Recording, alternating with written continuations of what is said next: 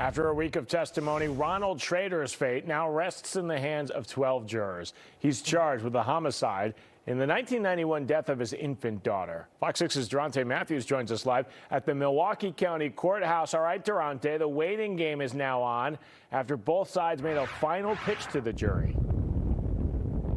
It is on right now, Ben, and actually jury deliberations began just after 3 this afternoon, but jurors were dismissed a little before 5 tonight. Now, during those closing arguments, prosecutors say all of the testimony in this week-long trial points to Ronald Schroeder being his 1991 daughter's abuser and killer. However, the defense says the state has not proved beyond a reasonable doubt that Schroeder killed anyone. This man's fate now rests in the hands of a jury. Tell him it ends today.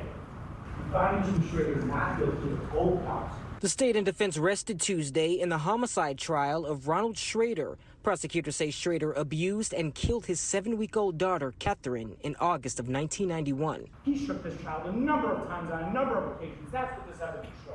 Catherine's death was ruled a homicide. It was originally cited the result of shaken baby syndrome. After a week of testimony from medical experts, first responders, and Schroeder's exes, the state says all of the evidence points to Schroeder himself as Catherine's abuser and killer. This defendant, when he abused his infant daughter, was watching what he was doing, knew what he was doing. Schroeder's defense says much of the state's case is speculation. They say there's nothing new pointing to Schroeder as Catherine's killer. There was no allegation that he struck, hit, threw, kicked, any of that. The state highlighted testimony from Schroeder's exes, saying he abused them and his other kids. The defense says Schroeder may be a bad person, but that can't legally be used to say he abused and killed Catherine in 1991. He must have done it is not proof beyond a reasonable doubt. It had to be wrong. That is not proof beyond a reasonable doubt.